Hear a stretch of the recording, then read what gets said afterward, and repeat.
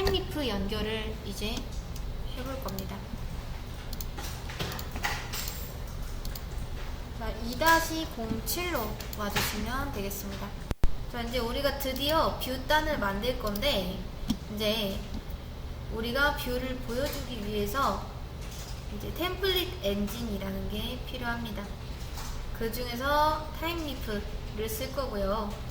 자, 스프링 이니셜라이저에서 타임리프를 추가할 수도 있고, 아니면 이쪽에도 타임리프를 추가할 수 있는 빌드 그래드가 있습니다. 요거 두 가지 추가를 해주시면 됩니다. 자, 빌드 그래드를 밑에다 이렇게 추가하고 반드시 코끼리 눌러주셔야 됩니다.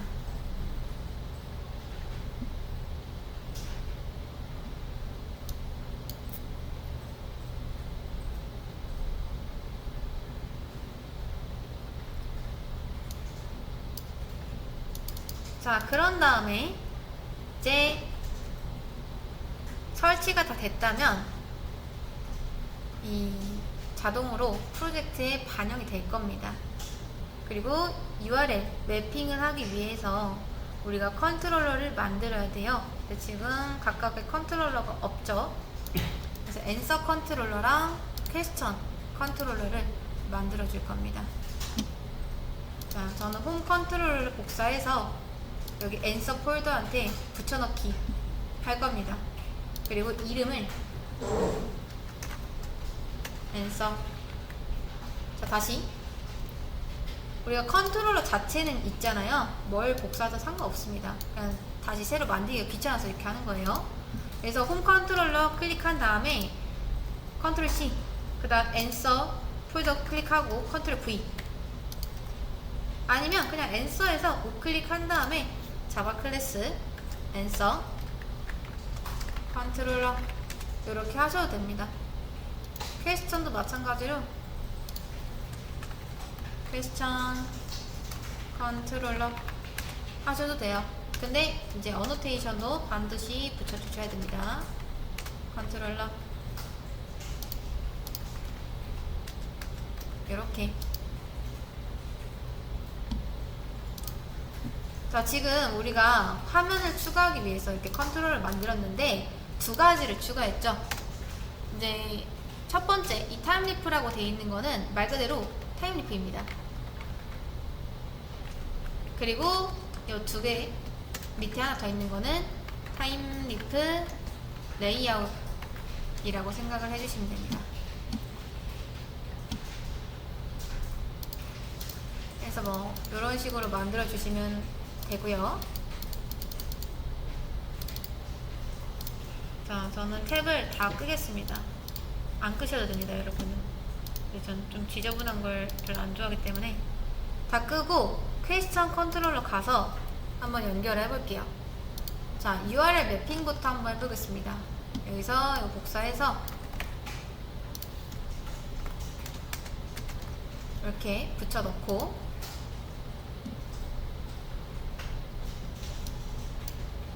이거는 언더바로 이어주겠습니다.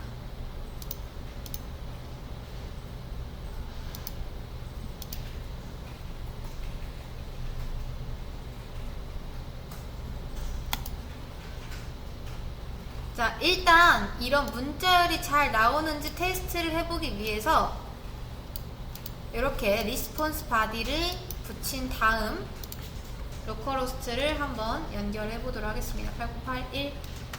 8081이죠. 그리고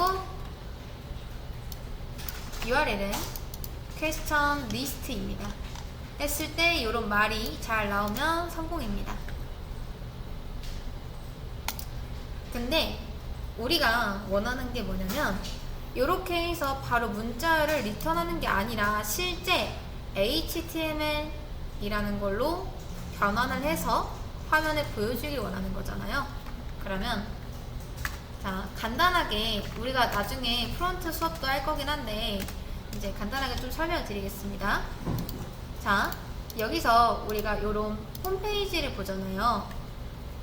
자, 이 페이지를 만들기 위해선 HTML이라고 하는 어떤 문법이 필요합니다. 그러니까 쉽게 생각해서 우리 이제 사용자가 이렇게 있다 해볼게요. 그리고 이게 스프링부트 서버입니다. 이렇게 서버가 있어요. 근데 사용자가 요청을 하죠. 우리 서버한테 뭐라고? 이제 퀘스천 리스트 보여달라 하면서 뭘 요청하냐면 URL을 요청합니다. 로컬호스트 8080 뭐 이런 식으로요. 아니면 이렇게 요청하죠. 지금 네이버라 치면은 네이버.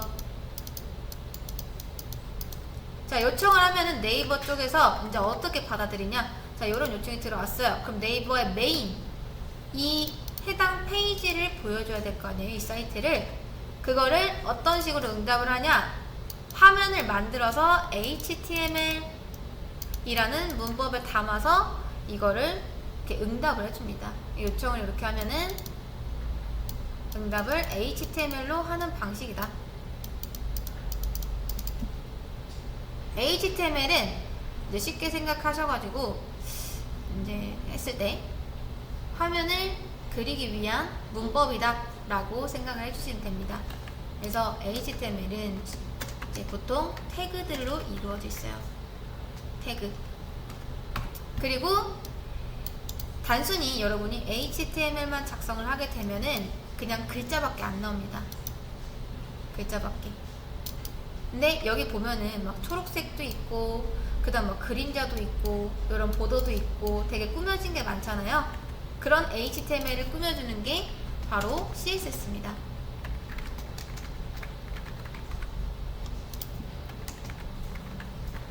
이건 뭐 지금 정리하실 필요 없습니다. 그 다음 요런 기능들 있죠. 예를 들어 이걸 클릭을 했을 때 옆으로 넘어가게 한다던가 이렇게 계속 데이터가 바뀌잖아요. 이런 식으로 보여줄 수 있게 하는 게 JS입니다. 그러니까 HTML을 컨트롤해서 움직이게 한다던가 아니면 CSS도 가능하겠죠. 이제 뭔가 동적 요소를 주고 싶을 땐 JS로 한다.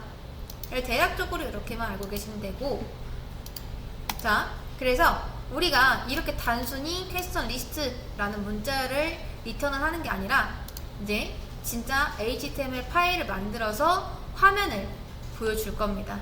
화면을. 이제 그 화면을 보여주기 위한 도구가 타임리프입니다. 이거는 템플릿 엔진이에요. 템플릿 엔진. 이렇게.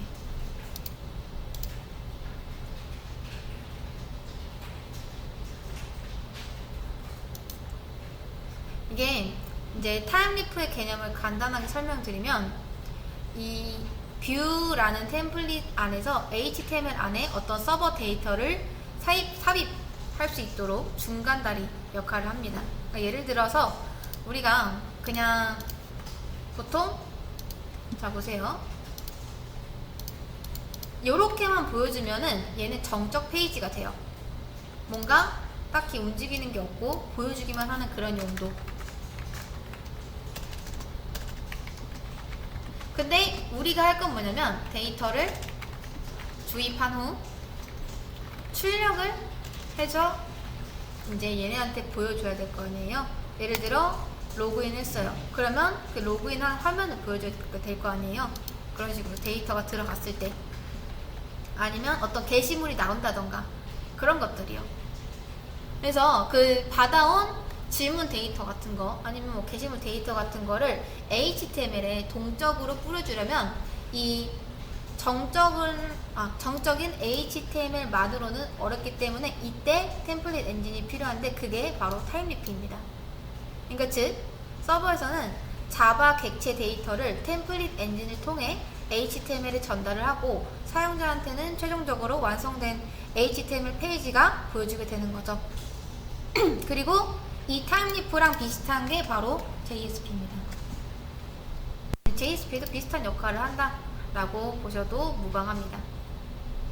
그래서 이런 구조를 통해서 동적 웹페이지를 좀 더 효율적으로 만들 수 있고 스프링 부트와도 잘 연동이 되기 때문에 우리 타임리프를 쓸 거고요.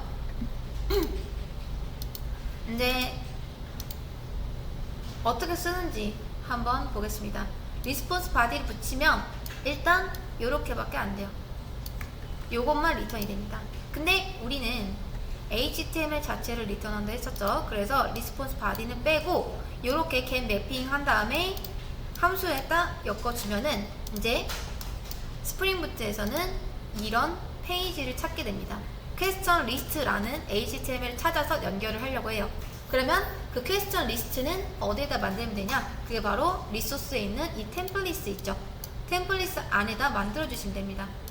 만약 경로가 있다면 뭐 예를 들어 이게 퀘스천이라고 할게요. 자, 퀘스천 폴더에 퀘스천 리스트가 있다 하시면 뭐 이런 식으로 달아주시면 됩니다.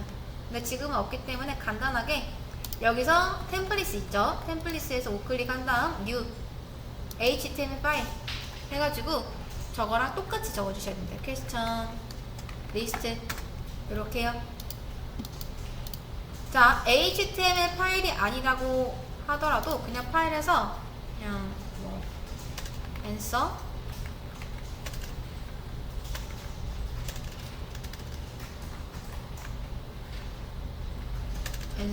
list.html 이렇게 만드셔도 됩니다. 아무것도 없다면 느낌표하고 탭 해주시면 돼요. 이건 지울게요. 근데 그냥 HTML 파일 만드는 게 제일 좋습니다. 근데 여기 없다면 그냥 느낌표하고 탭 하시면 됩니다. 이게 HTML의 원문이에요. HTML은 태그라는 걸로 구성이 되어 있다 라고 말씀을 드렸었죠. 자, 태그는 뭐냐면 말 그대로 태그를 뜻하는데, 자, 요런 거 있죠. 요렇게 생긴 거, 요런 것들이 태그입니다. 그리고 대부분의 태그는 잘 보세요. 여는 태그가 이렇게 있고요. 이렇게 닫는 태그가 있습니다. 요게 한 세트예요. 근데 무조건 다 이렇게 세트로만 구성이 되는 게 아니고 단일 태그도 있긴 합니다. 근데 대부분의 태그들은 이렇게 세트로 구성이 되어 있다라고 생각을 해주시면 됩니다. 그래서 여러분들이 자, 이 태그 안에다가 글자를 쓰셔야지 나중에 CSS로 그 태그를 찾아가서 꾸며주는 게 가능하기 때문에 꼭 어떤 글자를 쓴다라고 했을 때 태그에다 감싸 주셔야 됩니다. 그 중에서 H1이라는 태그가 있는데, 우리 여러분 블로그 쓰실 때 마크다운으로 이렇게 하시죠? 자, 요게 H1 태그를 쓰는 거랑 똑같습니다. 한번 볼게요. 블로그에서 제가 아무거나 하나 작성해 보겠습니다.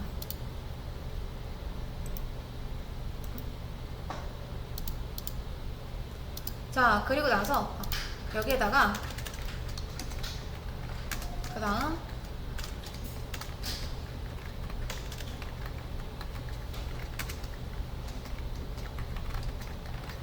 하고 이렇게 수정을 한 다음에 출근을 다시 해봤을 때 여러분들이 이제 개발자 도구를 볼 줄을 알아야 되는데, F12 누르면 요게 이제 개발자 도구거든요.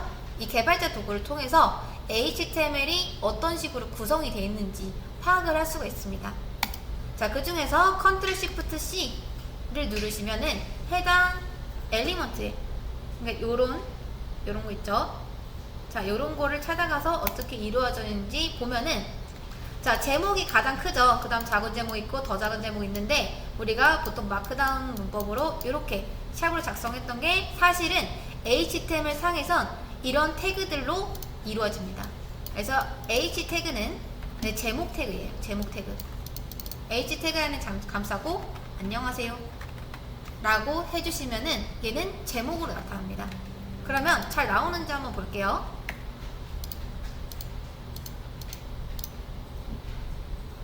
제가 퀘스천 리스트라고 했죠. 리네임 맞고, 자, 여기서 조금만 기다려 보겠습니다.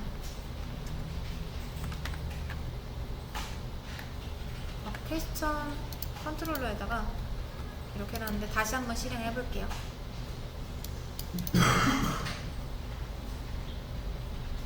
자, 보이시나요? 조금 글자가 크죠?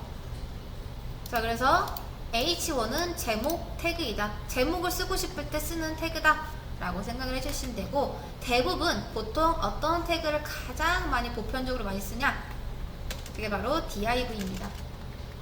어떤 의미가 있는 게 아닙니다. 그냥 div라는 태그가 있고 이걸 대부분 많이 쓴다 라고 생각을 해주시면 됩니다. 자, 여기서 질문 목록입니다 라고 해볼게요. 자, 이건 조금 기다리셔야 됩니다. 한 4초 정도 하면은 확실히 div는 많이 쓴다 했었죠. 대부분 그냥 글자 같은 거 일단 div에 넣으시면 되고요. 제목은 말 그대로 제목을 표시를 해주는 거기 때문에 CSS가 조금 가미가 돼 있어요. 이게 일반적인 글자이고요. 그 다음 H 태그에는 기본적인 CSS가 들어가 있기 때문에 폰트도 굵고 글자 크기도 큰 겁니다. 그래서 여기서도 F11을 누른 다음 확인해 보면은 실제 우리 HTML이 어떤 식으로 작성이 되어 있는지 알아볼 수가 있습니다. CSS는 뭐 없기 때문에 작성된 게 없죠. 그래서 HTML은 이쪽에, CSS는 이 스타일스에서 확인할 수가 있습니다. 컨트롤 시프트 C입니다. 컨트롤 시프트 C. 그럼 각각 글자 같은 걸 찾아가서 이렇게 확인할 수가 있어요. 그리고 보통 자, 태그는 여는 태그랑 닫는 태그가 있다 했죠. 이거를 하나의 엘리먼트라고 합니다. 하나의 엘리먼트. 자, 우선 여기까지 연결이 되셨다면은 이제 올려주시면 됩니다.